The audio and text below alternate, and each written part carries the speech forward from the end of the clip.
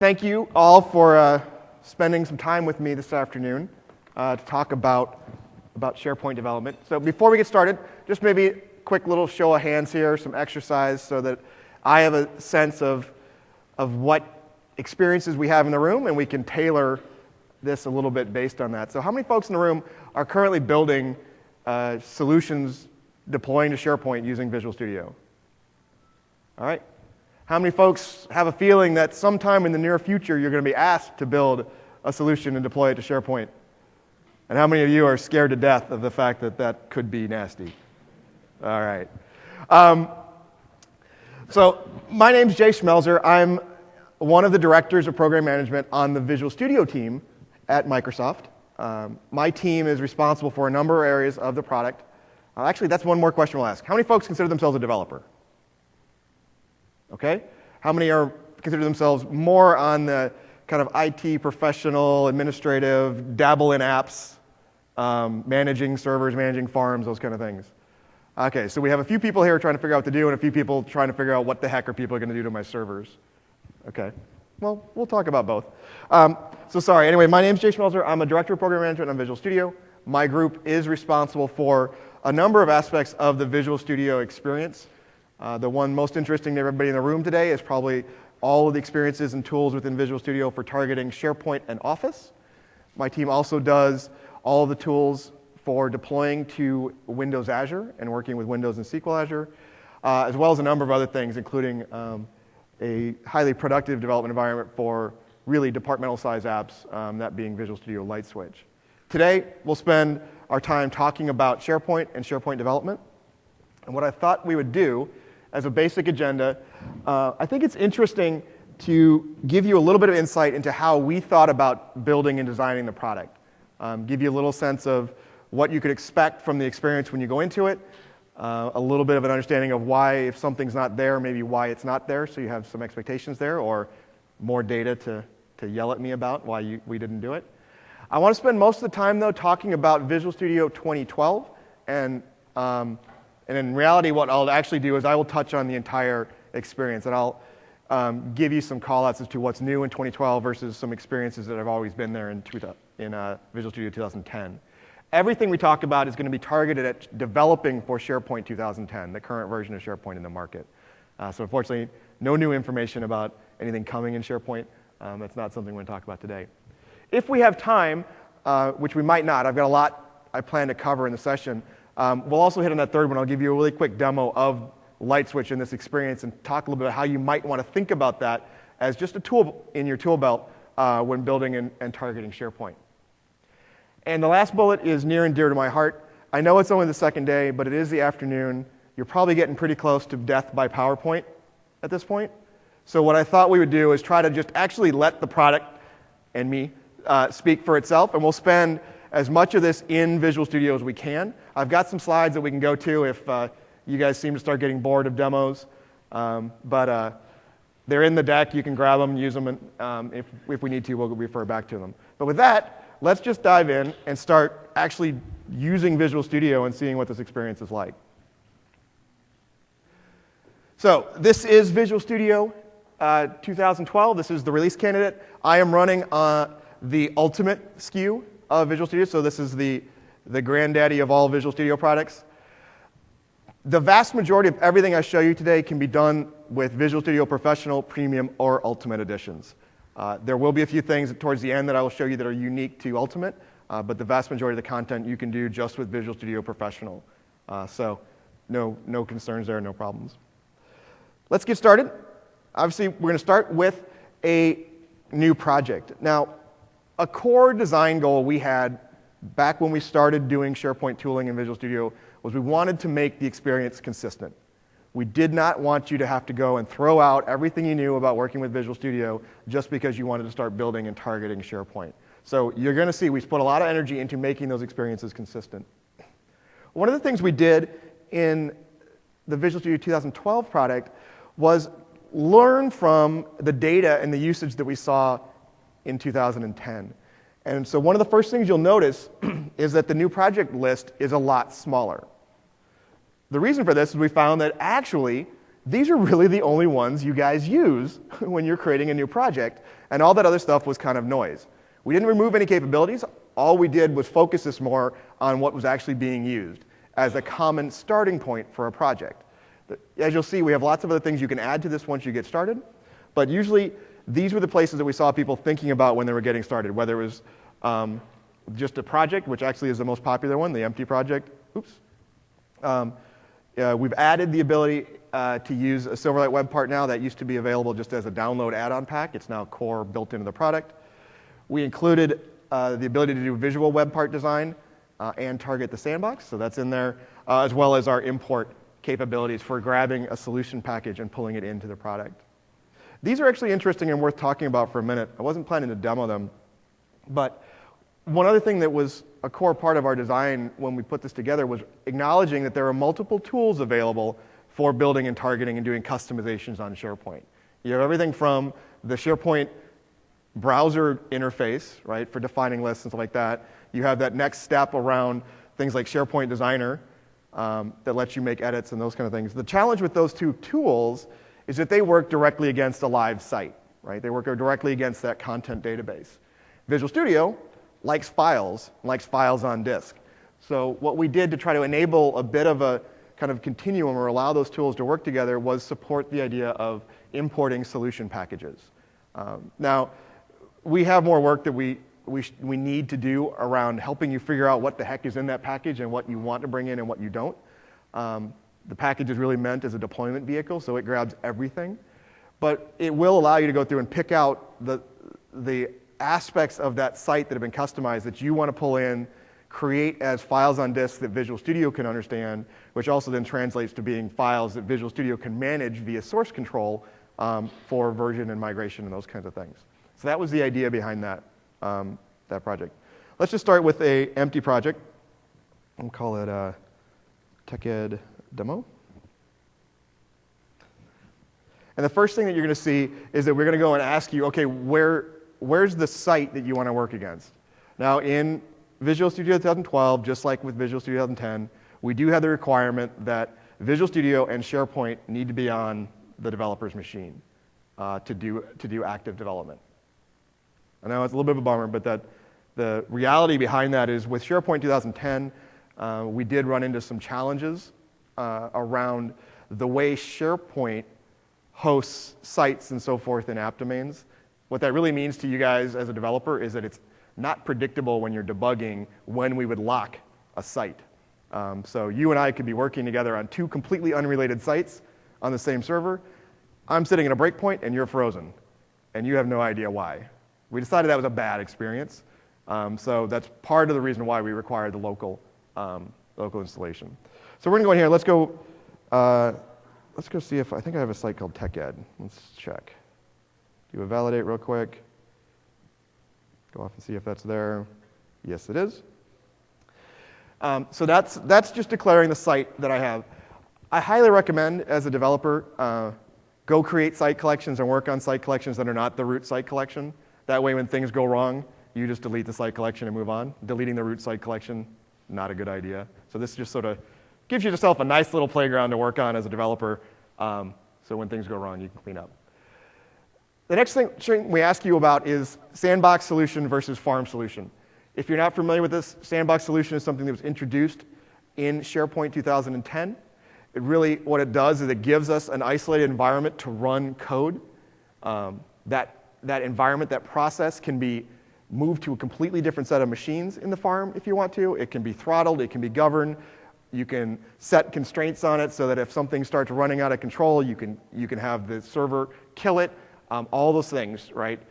A way of just sort of isolating that user code. So it's a good practice to try to do that where possible. It does restrict what you can do in your solution, but for the most part, what we've found, what I've heard from current customers that are using it is that as long as what you're trying to do is within the site collection, you should be able to do it within that sandbox. If the thing you're trying to do is reach up and around and do other things or do administrative stuff of a site or a site collection, then you're going to have to go to the farm level. The other nice thing about these two is you don't need to be an admin to install something into the sandbox. You do need to be an admin to install into a farm solution. So for this purpose, we'll go that way. So let's go ahead and create our project. You see that we have an empty project here. The only thing that's really different from a standard Visual Studio project is that we have features and packages nodes showing up. And I'll drill into that a little bit later when we have something to look at. Those are really the only two SharePointisms that we see at this point. One piece of feedback we got with Visual Studio 2010 was that there were a few things missing in the developer experience. We knew that going in. We knew we were doing our first round of support for building SharePoint solutions, and SharePoint was on the 4th or 5th version of their product. So we knew we weren't going to get everything. One of the things that was brought up the most was lack of the ability to just create a list without leaving Visual Studio. Okay, you could do it, but it involved XML, right? Which, love my angle brackets, but not when I'm trying to define a list, right? So one of the things we did in Visual Studio 2012 was add the ability right within Visual Studio to create a list. Before I do that, you will see that here is a list of all the things that you can add to your project, and everything that was there before, some of which used to show up in the new project dialog, have migrated their way into here. That's all there, as well as these new additional pieces. So in this case, we'll create a list. By the way, I forgot to mention, if you guys are bored or want some energy and there's something you think is cool and you want to clap, I don't get offended by that. So it's all cool. Thank you. Let's just call this my list, for lack of a better term. That goes both ways. If you don't like it, you can boo, too. Let's try to keep that to a minimum, though. What the list designer will do is it'll ask you if you want to base this off an existing list or create something completely from scratch. The existing list, that will be a drop-down of all the lists that have been created and exist on your dev instance or in the site that you pointed us to. So, for example, we might say that we want to base this off of contacts or tasks or something like that. When we say finish, we're going to go out and we're going to read the metadata for the list you chose. We're going to populate that as a starting point for your list definition. Going through here, you see we've got all the stuff that you'd expect. This is all the fields that show up from a task list. We can go in and we can start creating new things. I don't know, maybe there's none of this is going to make any sense, but what you see is that I've got access to all of the fields also that are part of that site collection that I'm working against. So if I want to reuse a field across different lists or reuse a field definition, I can do that. We see that all from our drop-down list, so maybe my task had an anniversary on it. We could also go in here and decide, maybe as part of my task, what I'm trying to do is track somebody's pets. I don't know. I'm making stuff up on the fly, guys. So one of the things we can do here, though, that I wanted to show is the ability to actually make this a multi-choice, which is going to give us a select list. When we go in, we can see that we can edit the select list, and we can, give our choices of dog, cat, fish, pony, right? Those kind of things, all just part of the definition of that list. In addition, we can go in and we can design the views that people might want to have. So you see with a task list, we brought in all of the default views that were associated with that list definition on your site collection. We can go in, we can modify these views. So maybe in my tasks, in my all tasks, I don't care about attachments. I can remove that. Maybe I think pets are very important as part of a task list. We can move that up. All of those things. We can define new lists, or new views. We can take views away. Full control of the actual list. Kind of along our idea of trying to pick some good defaults, some good patterns. We go with names, we default it to being part of the quick launch, those things. These are all things you can go in and turn off and tweak if you don't want them. You can even completely hide the list if it's a private list. But just trying to make some good decisions based on the patterns that we see people use, but still give you the power if you need to get in and control it. A great example of that is around the content type. If you're familiar with SharePoint and you're deep in there, content types are a great way to manage kind of list schema and versioning and those kinds of things. So it's something that people often like to get a hold of. By default, we'll do that for you. We'll start creating a content type and appending it and doing that. If you don't like the way we've done it, you can go in and you can take full control of the content types as well. And you can actually get in and the list designer can turn itself into a content type designer as well if you want to work at that level. So it's pretty flexible in terms of power, but I think also very approachable for folks that haven't gotten as deep into the land of SharePoint. Okay, so that's a little bit of our list of kind of experience. I'm going to go ahead and delete this one.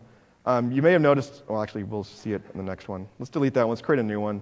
And we'll do something a little bit more simpler, a little more simple for the rest of our demo here. So we'll create a new list, and we'll just call it a J task list. We'll add that. We'll just do a blank one, and we'll say go. So every list has a title, so that, of course, is already in there by default, kind of like a database has an identity or a key. We kind of just keep those in there. For this case, let's go ahead and let's create a due date for our task. We'll go ahead and reuse the task due date field that already exists. And let's also create a status. And for that, we'll reuse the existing task status. And you see that what I have when I reuse those is because there's a choice list there, we can drill in, we can see what those choices are.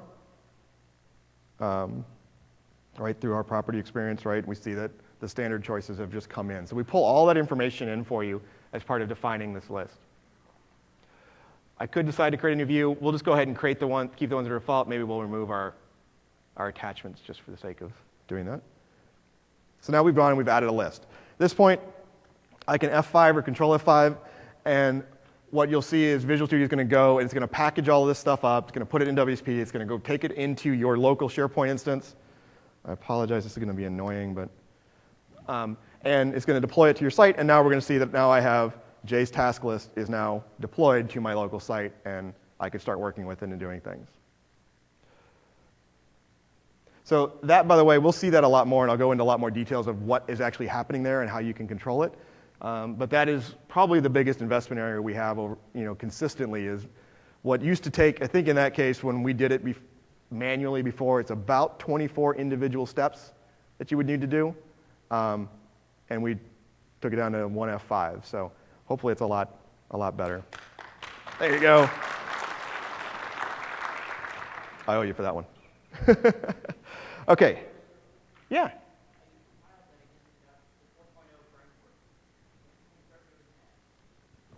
The question was, I compiled it against the 4.0 framework. Actually, I didn't.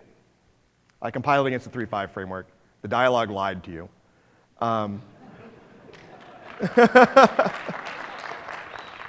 So I assume you were looking at the new project dialog and said 4. Yeah, it lied. We target the same version of framework that SharePoint targets, right? And so in SharePoint 2010, that's .NET 3. That's .NET FX 3.5, right? Or derivation of it. Rather than have your dialog come up empty because you forgot to change it, we decided we'll just show it to you, and if you said 4.0 or left it 4.0, we'll switch it behind the scenes to make it work, rather than give you a big error or something like that. So normally I don't like doing that, but I decided F5 that works is better than errors. So yeah, quick question. Can we do list templates in the same way that we're doing a list here? This is a specific list, but I want to reuse that. Yeah, one of the things that we do is there is an option. I thought it was right on the, let me bring up that list designer again. Oh, where'd it go? There is an option in here to not create an instance as well as a template. We're actually doing both, right? So you'll see that we've created a list definition and a list instance as part of this. You can go and just do a list definition as well if you wanted to. Yeah.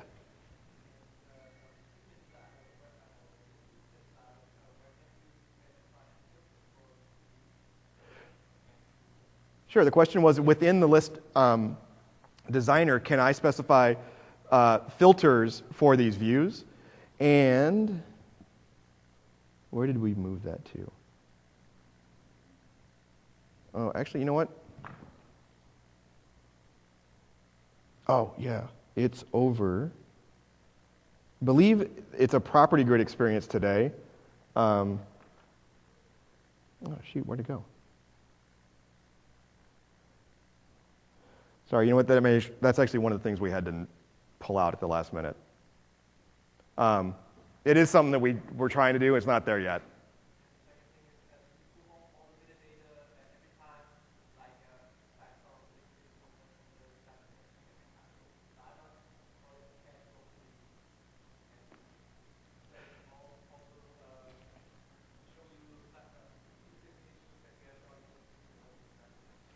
So the question is, like, I guess there was two parts to the question of what's the scope of the list definitions, field definitions, and so forth that we show you. We'll actually show you both what's on your site collection and what's in your solution and not deployed yet. So we grab both of those things. And then the other question was, well, to put it bluntly, how performant is this? Is it going to go hit the thing every time, or are we going to do some smart caching in between and those kinds of things? Maybe we hit it, we query, and then we cache for your session of Visual Studio. We won't, because we're kind of making a short assumption that you're using one instance of Visual Studio to your local machine, and it's not changing too much around you. We try to optimize a little bit, but if not, there is a force me to relook, which usually is close Visual Studio and start again. But okay, I'll take one more real quick. Yeah. So instead of like creating a new list, can you update the existing one? Like you have like a huge amount of data. So you're creating a, let's say, calculated column or something like that. Yep. So the question is, aside from just creating a list, can I go modify one that already exists? That one is a little more complicated, and the designer doesn't do a great job of it yet, because Visual Studio just sort of assumes that the list you create is the one you own. And I'll show you some techniques, and you'll see some things where Visual Studio will pull the list back, right, often because it thinks it needs to redeploy it. So later on in the demo, I'll show you some techniques for avoiding that and how I deal with that. Okay, let's move on. Lists are obviously a very popular topic, but we can talk about that more. I'll try to save some time for questions at the end, too. Okay, so we have our list. The next thing that we know people want to do is usually create some kind of web part or some kind of visualization for interacting with, whether it be data in SharePoint or data elsewhere. For the purpose of today, we'll just keep working against SharePoint data. So let's go in and let's add a web part. So go add new item. And as I mentioned, you see we have visual web part now shows up. And it shows up in Sandbox solutions as well. It used to only work for the farm. We've fixed that problem. We now know how to do it and make it work in Sandbox as well. So we've added the designer back in for Sandbox solutions as well. Just a reminder, that's usually an applause point for folks, but that's cool. All right, that's annoying. I'll stop doing that, I promise. Let's go call it the task adder. Okay, now another thing that we've done, and you'll see this a little bit later, but we have continued to enhance the design experience inside of Visual Studio for, and there was light, for working with SharePoint. What we do is we do go off and we will query against your SharePoint site, right, to try to find interesting things that you might want to use for various properties that you're setting, right, so images and those kinds of things. We continue to do that. We've enhanced that resolver to actually understand the content database a little bit more as well. So if it's not physically something in the Hive, but it's sitting more in a content database entry, we can usually find those things also. And you'll see that a little bit with some JavaScript stuff that we might do. Okay, so we have the designer. We did the visual one, so which means we have the visual designer that we can use. So if I say enter a new task, we can go and use all of the capabilities that you'd expect. So let's go grab a text box, for example. We can drag that over and drop it on. So we have our text box.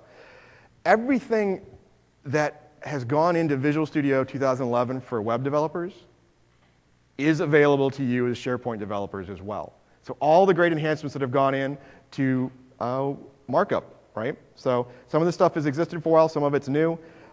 Maybe you're more of a markup kind of person and you want to work in this view rather than the designer view.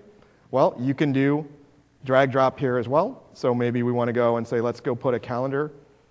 Actually, what we'll do is I'll go in here and say, due date.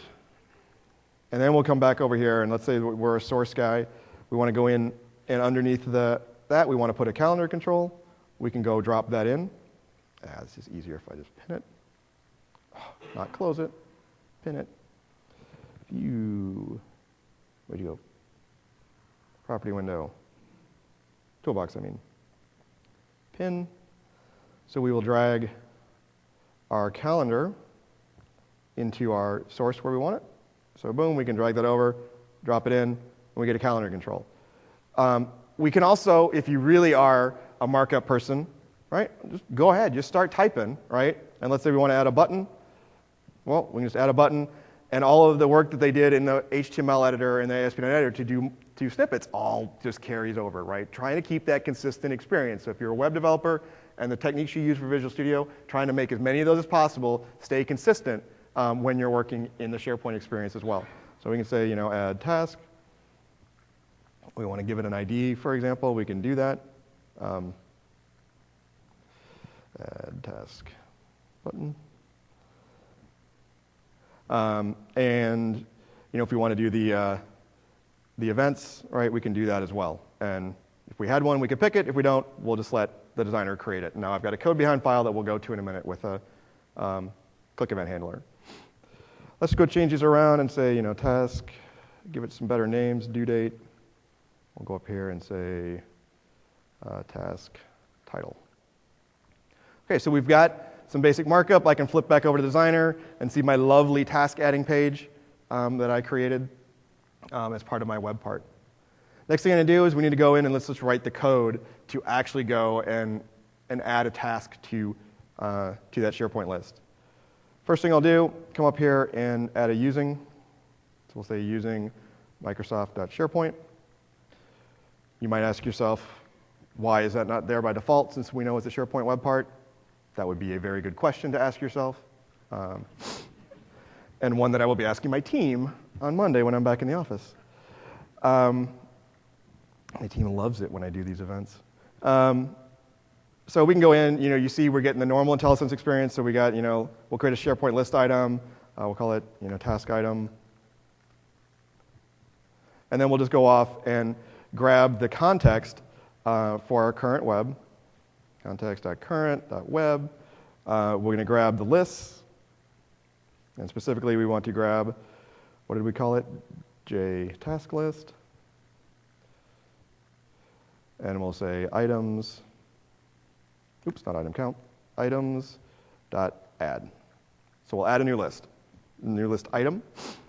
Now that we have our task item, what we can do is we just go start filling in the values that we care about. So the first thing we had was a title. So we'll set that equal to task title, text. Oops.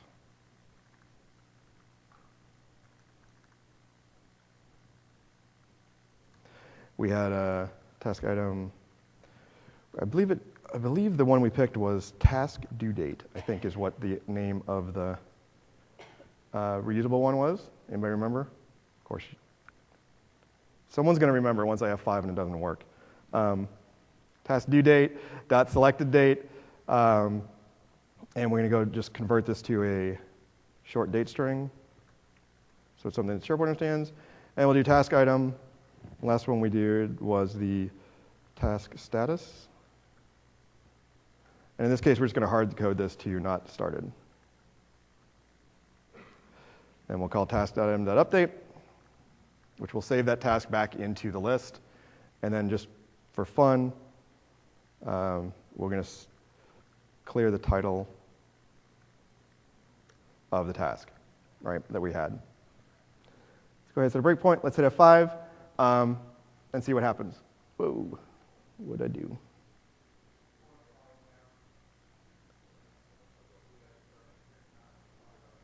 Oh, thank you.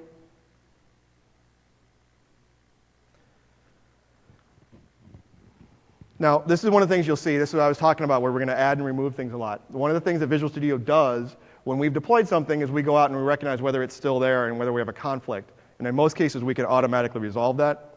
So what we're going to do is actually pull the list back and deploy it again in this case, which also means that any data we had in the list is gone. But for this demo, that's OK. OK, so we're back here on our site. Let's go edit this page. We'll just play right with the default. Go ahead and delete that. What we'll do is we're going to go insert our web part. Visual Studios, when you create them with Visual Studio, they automatically go into a category called custom. So we just go into custom, grab our web part, add that to our page.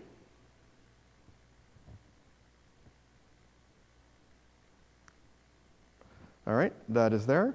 And just to make our life easier for the demo, let's add our list in here as well. So we'll take Jay's task list and add that. Okay, so we've got our little UI and the other thing. Go to the page, we'll save and close that. And now, we'll say a task of give a demo. We'll do that today. We'll add that task. Come back, and you see that we've hit our breakpoint. So we can now just start doing some stepping, right? And find out right now whether I got these names right or not. Title is right, test due date is right, test status is right. Hey, what do you know? Looks like we will add a task to that list. Woohoo!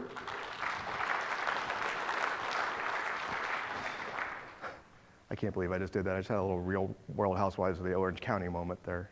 So I apologize. I'll never do that again.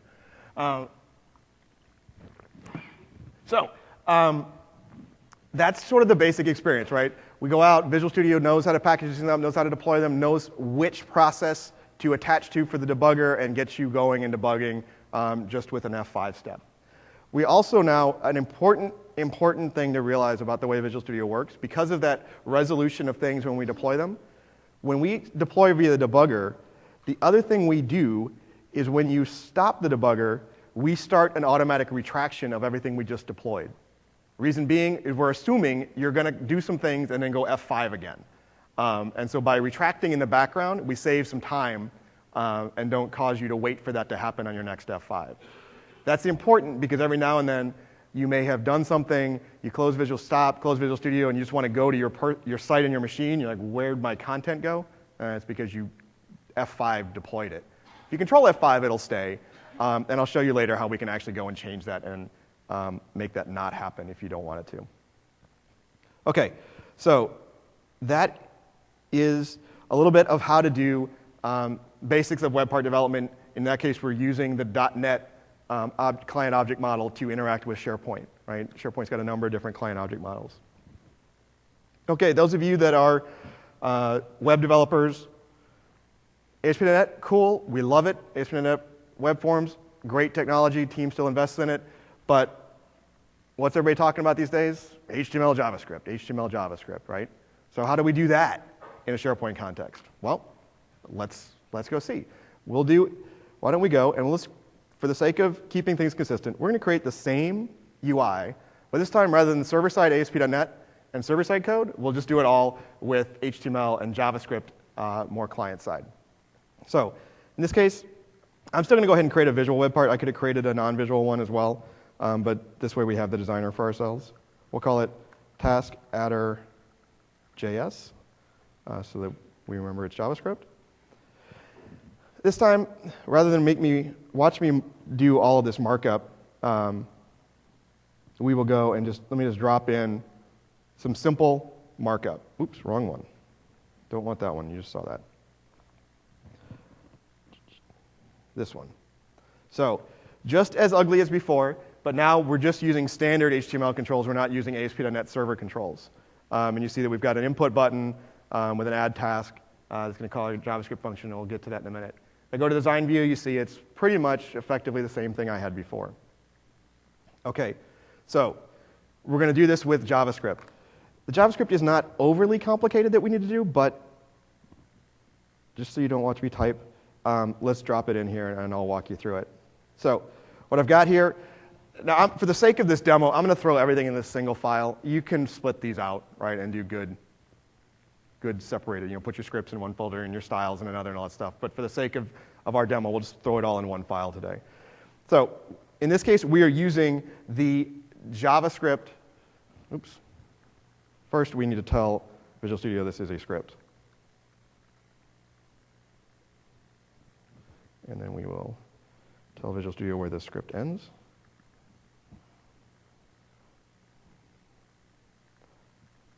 Okay, now we get nice pretty colorization. Everybody feels better. So just like we did with the .NET side, we're basically following the same approach. We're just now using the JavaScript client object model provided by SharePoint. So we get the current web, right? We get the context, we get the current web, we get the list. In this case, we're going to change this to my list, so we'll call it JTaskList. And then we go in and we get some creation information. We go add a new item to that list, and then we'll go through and just start setting those fields. So you see we've got the title, we've got the due date. let's go grab this line, pop it in there, and we will update the task status as well. Task status.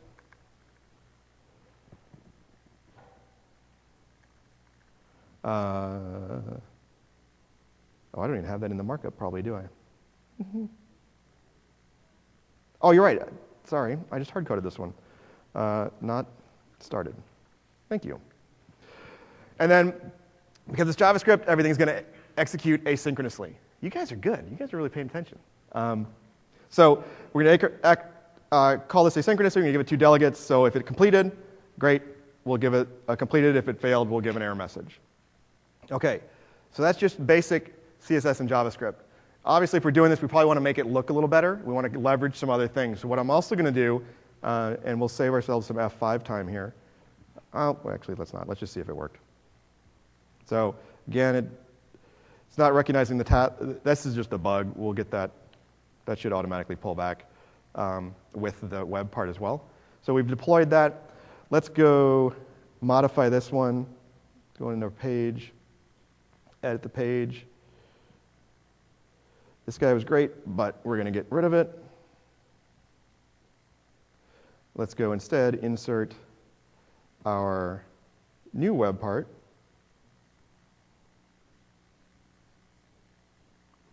And we'll put our list back in as well.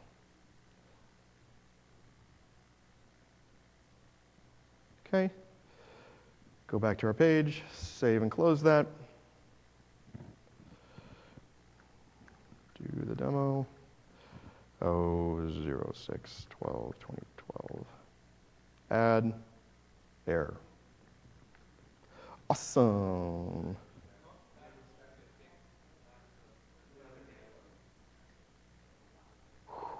Okay.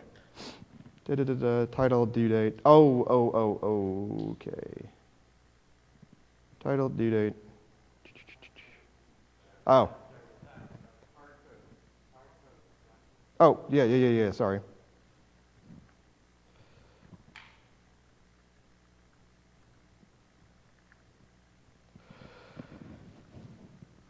Yeah, resolve.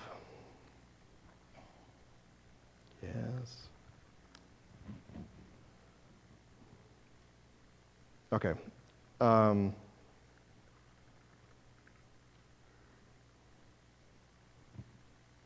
Okay, that's there. If I go to my task list, you'll see demo showed up. Cool? Okay.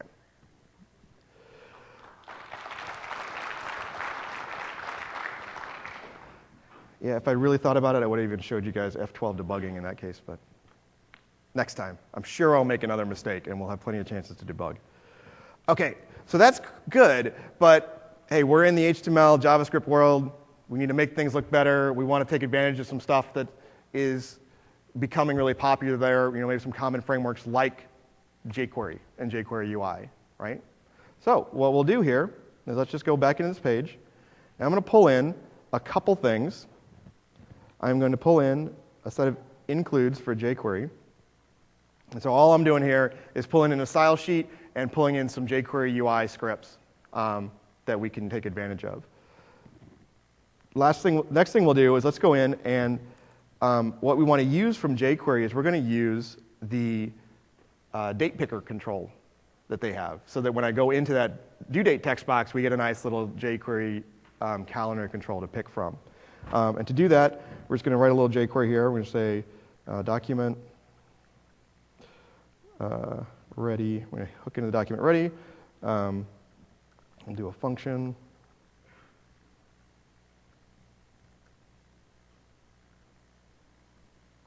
And in here, we will just say, OK, jQuery, please go find the, I called it due date, right? The due date value, due date. You guys were just going to let me make that mistake. And we'll just, call the date picker function on that, right? So, and we will close this. We got them all? Catch up with me. So we got that one. We got that one. Oh. Hold up. one more, right? Nope. Variable. Oh. No?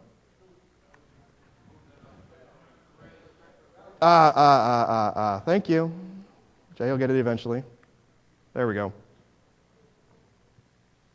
You can see jQuery and J, not good. Yeah. Thank you. So my whole goal is to make those of you that know jQuery and HTML feel really good.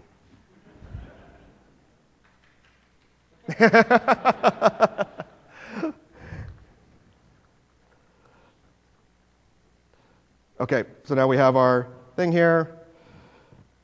Get it right next time. And when we tab into there, we have our nice picker. And now when we add, we'll add that task. Now, one of the other things, I mentioned the F12 tools, right? That was a big investment in Internet Explorer, big investment also getting some of those tools into Visual Studio, right? So you have the page inspector technology, which is effectively the same thing. That stuff works with SharePoint, right? So I can go in, and I can go into selection mode, and I can start going in and figuring out, pick something. Oh, let's maybe that, right? And we can go right in via the F12 tools and see what's going on. Oops. If I stop messing around with my windows, I'll blow it up so everybody can see it. We can see exactly where it is, right? We can see exactly what styles and so forth. I don't know about you guys, but as a SharePoint person, figuring out what styles are actually affecting my UI is a pain.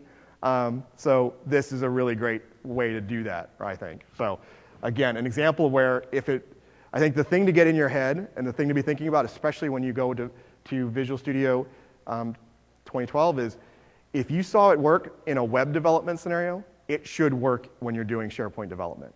So if there was a tool that you saw or some technique that you saw that made your life easier to do web development, give it a try when you're doing SharePoint development because it should work. And if not, then let us know and it will work next time. So, and obviously we can use the script debugging and all that kind of stuff there as well. Okay, yeah. Sure. Yes.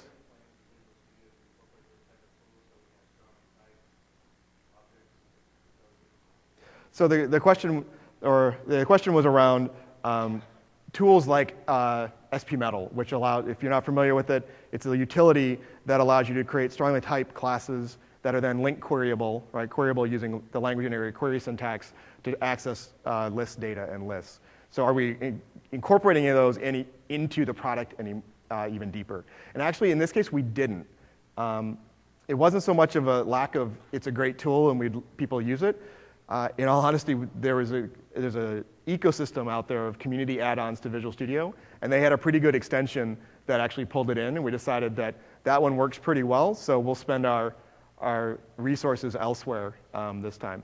In the future, I think we definitely will do it, but it is one of the other things we factor in. If the ecosystem's got a tool out there, the community's created an add-on, it's well received and well liked, we'll take that into account in our prioritization so we give you the best complete experience rather than just repeating something that somebody else had already done. So, great question though. Any other questions before I sort of move into the next chunk? Yeah.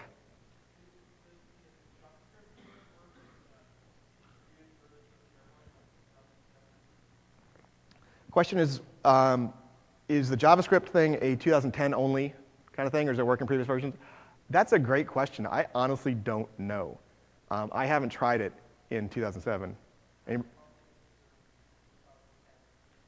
Correct. The client object model is a 2010 feature, so you don't have the object model, right? Like the SP client context and all that kind of stuff. That JavaScript object model was a 2010 feature.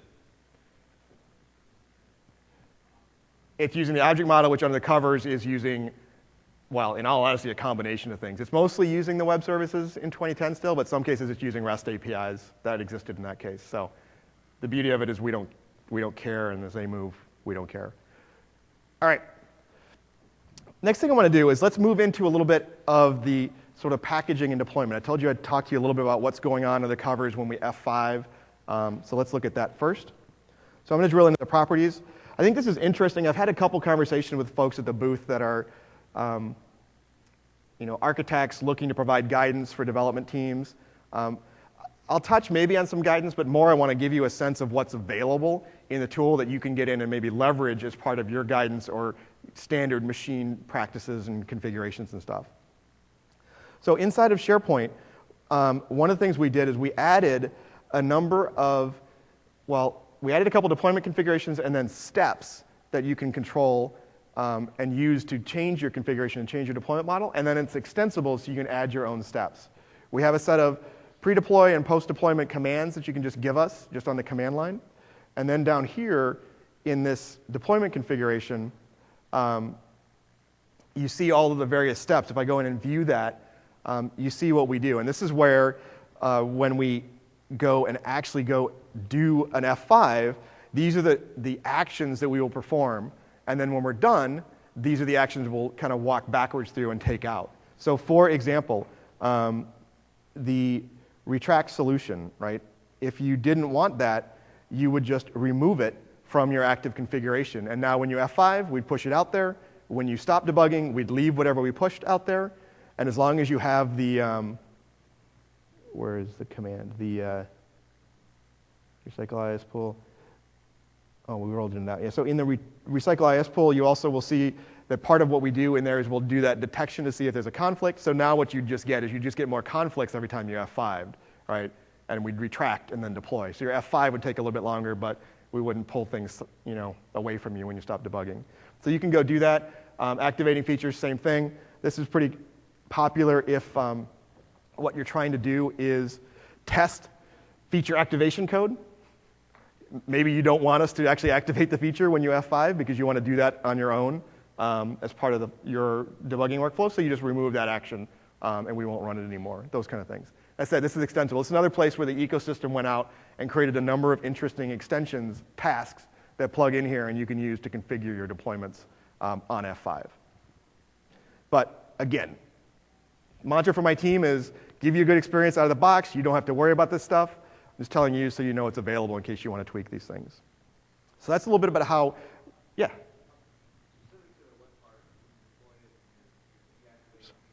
Yep.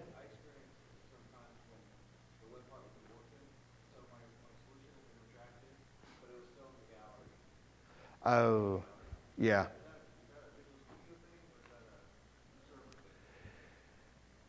So the comment was that they've seen times with that retraction where we'd partially retract a web part, right? You wouldn't see it, but it'd still be in a solution gallery.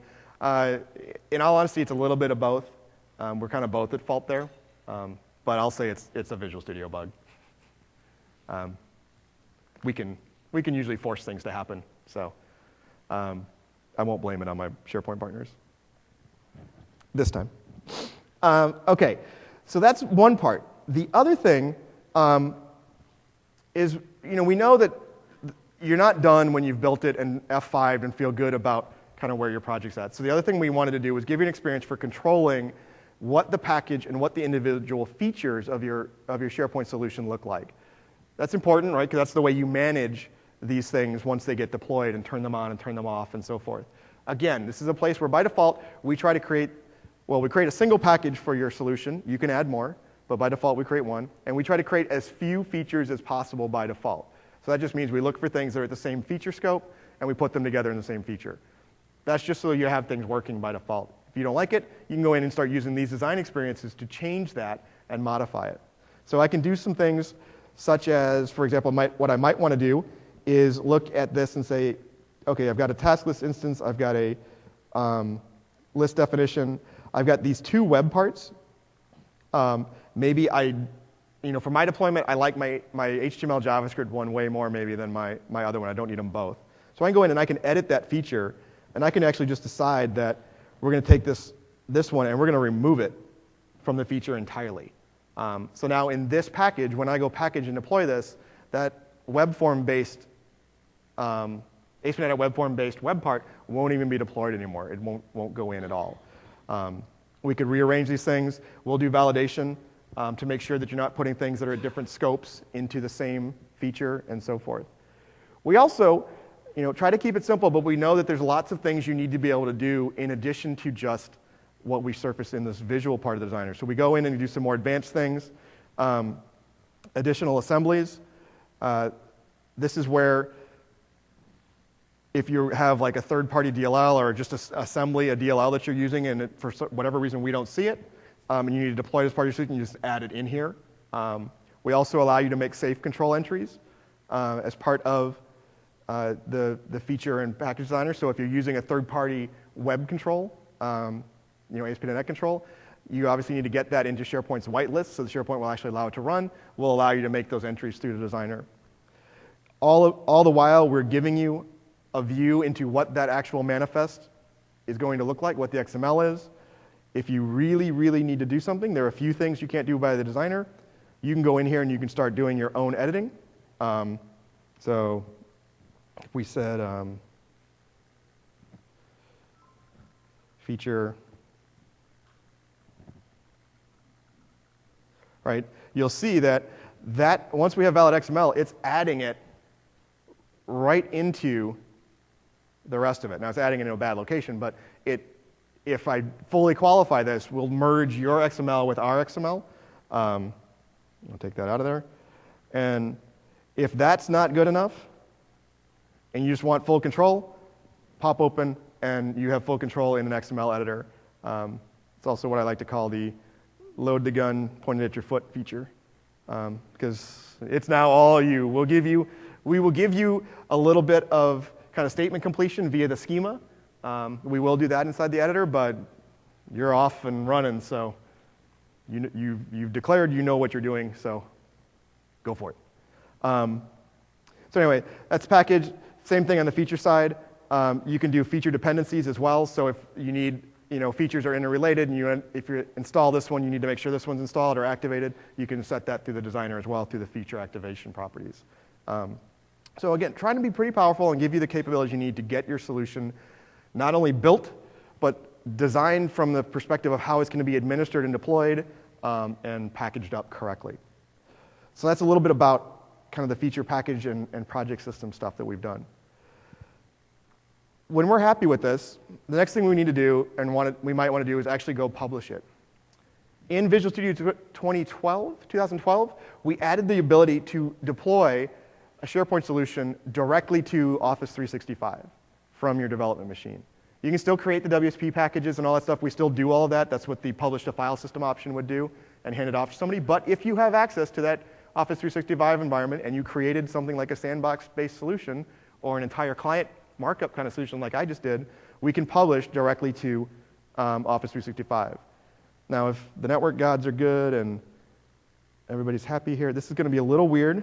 What you're seeing here is the fact that I'm using actually my federated corporate account, but I'm not on my corporate network right now. I'm not on the Microsoft network, so we're going to get this intermediate login, which sometimes causes me a problem here. It doesn't appear that it did this time. Yes, it did. Found a publish conflict. Great.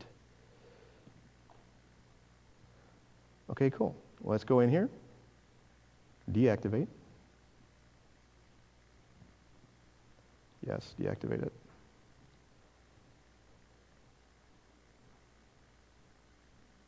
Let's nuke it. Close that. Go down. Let's do this one more time.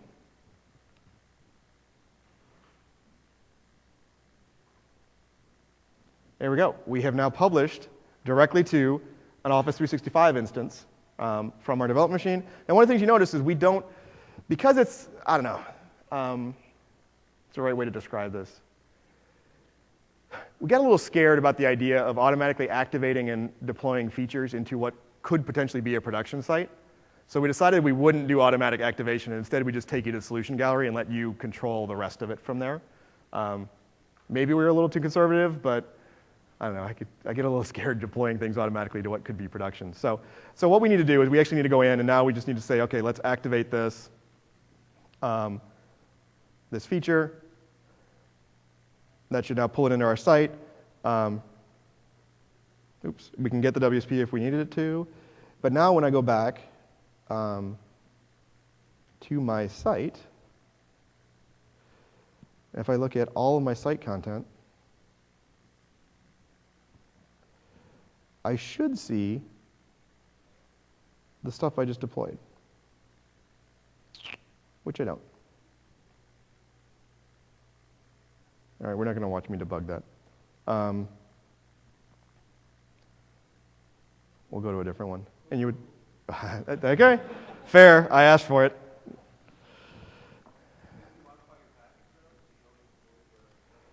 Oh, you're right, I didn't, you're right. Good catch. Just to show you it worked. Add task. So this is the one I did this morning. And Jay messed up. So that means I'm going to give you guys all 4s and 5s in my review of you guys because I messed up.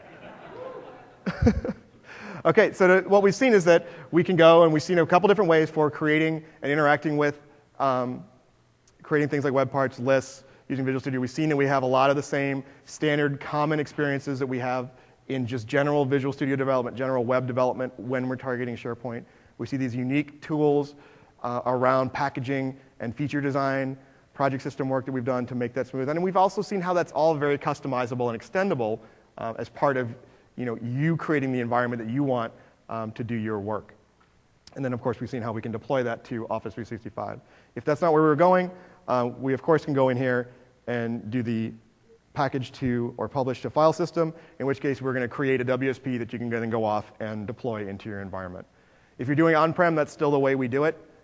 In all honesty, it's because we don't actually have an API to go and push it to your on-prem environment. But we're working with our SharePoint friends to get that done, so we could give that to you as well in the same kind of way. And actually, if you're interested in it, I think it's bright and early on Thursday morning.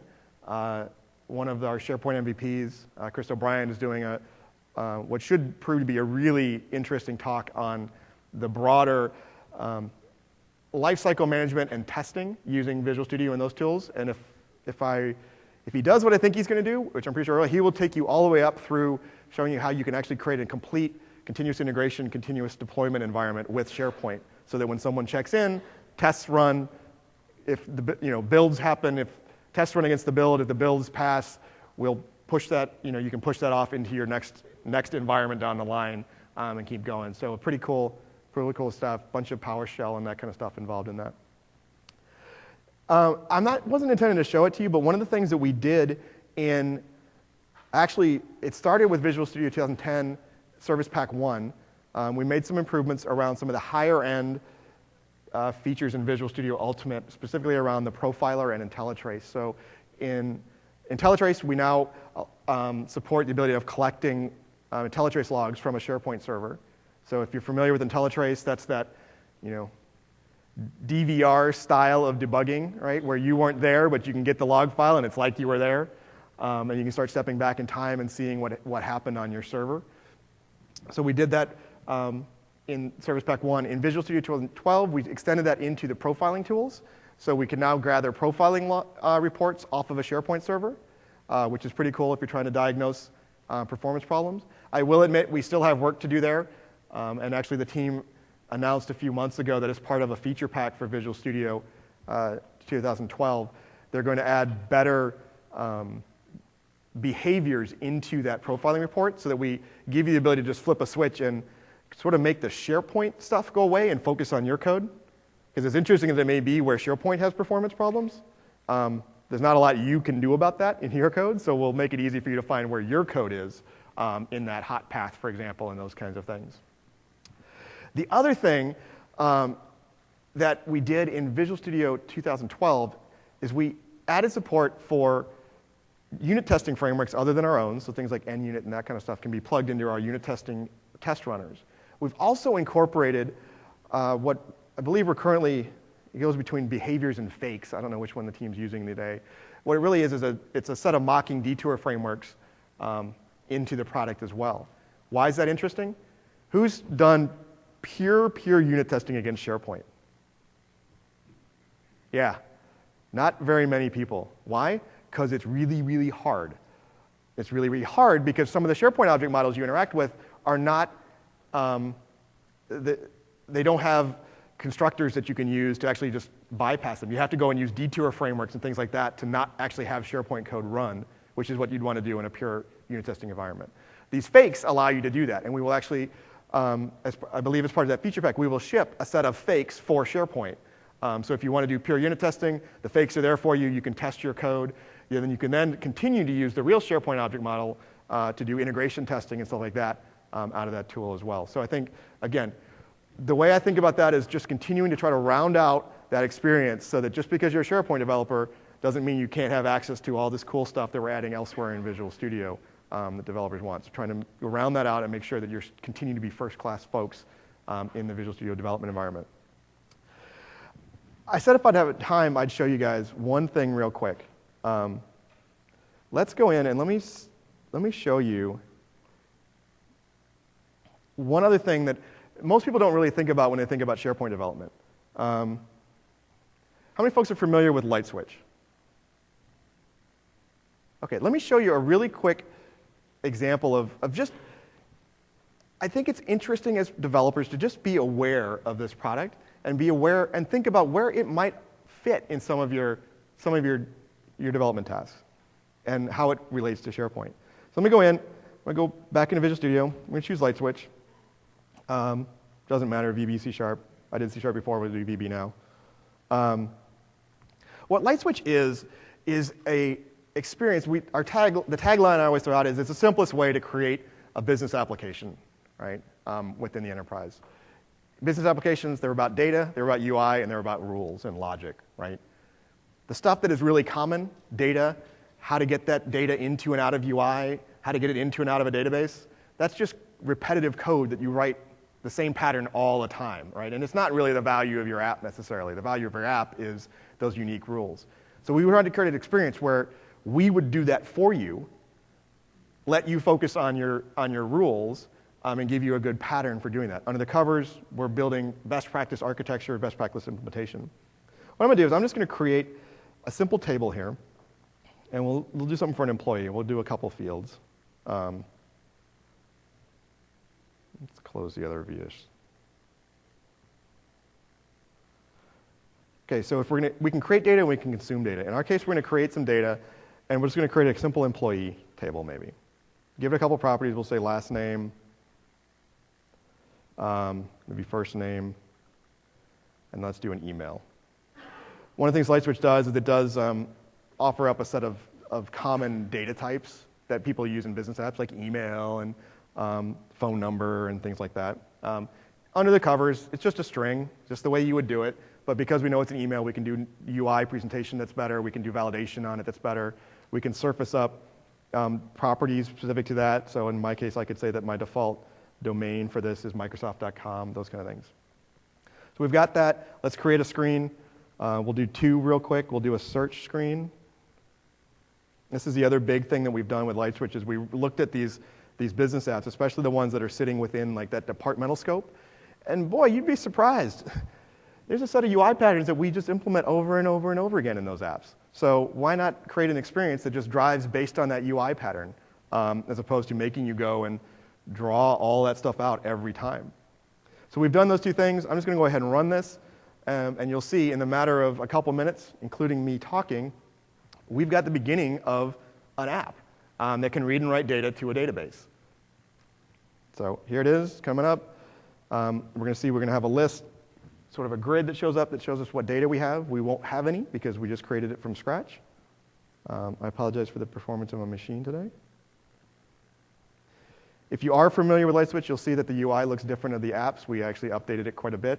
The old one's there as well, but we defaulted to this newer one. Okay, so we don't have any. Let's go into our employees, or I'm sorry, into our tasks. Create a new employee. We'll create one for me. You see the defaulting worked. We can save it. That is my email address. If you have additional questions, thoughts, comments after the talk, feel free to send me email. Happy to chat with you about that. Yes, the question is the 2012 code compatible for LightSwitch with LightSwitch 2011? Right? Yes, absolutely. Same code. or compatible code if you move. We don't break anything. That's my boss's email, my boss's boss's email address, so only send him mail if you want to say nice things about me. So you see that here we are, right? We get that data from the database, we can drill in, and we can see somebody. Okay, interesting, but what does that have to do with SharePoint? Well, a couple things. A lot of these apps don't have data just from one place. So we often want to go and add additional data sources. And we can do it from a database, we can do it from RIA services, we can do it from OData, we can also do it from SharePoint. So maybe what I have is in my employee thing, what I'm really trying to do is maybe I want to track follow-ups with some customers, and I've got that in a task list sitting over in SharePoint somewhere. So just so happens that I do have that scenario. Funny how that works. So what I'm going to do is I'm going to go grab the root of my SharePoint site here. Really, I'm going to grab it.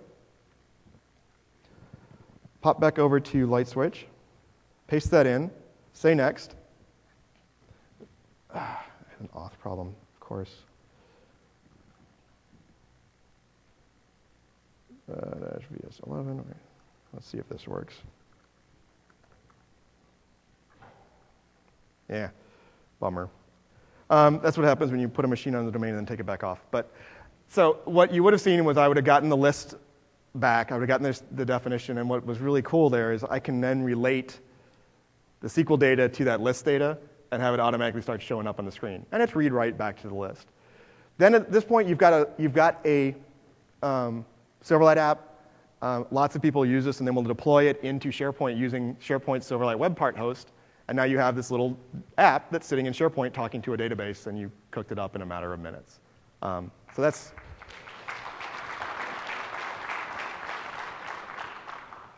kind of what I wanted to show you guys. Just let's say I'm not trying to say this is replacing the existing SharePoint development user. Just as a developer, I think it's good to be aware of the existence of these kind of tools. And man, I know when I was doing custom app development, there were lots of times where I would ask myself, why am I spending so much time building a simple form to talk to a simple table, right? To do things like table maintenance, like code table maintenance and stuff like that.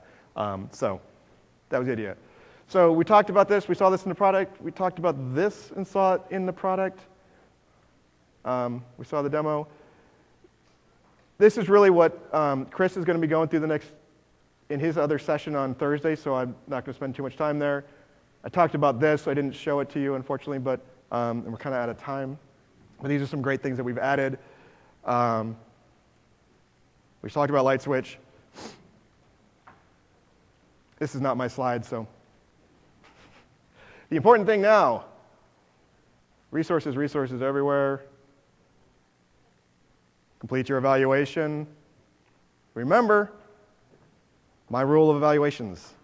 The numbers are for my boss. Comments are for me. I'm just kidding. No, you guys have been great. I really appreciate the time. We do have a few minutes, but rather than have everybody sit here, I know people are going to want to rush out. If you have questions, feel free to come on up. We can talk a little bit more, and then I'll be down in the exhibit area later. So, thank you all.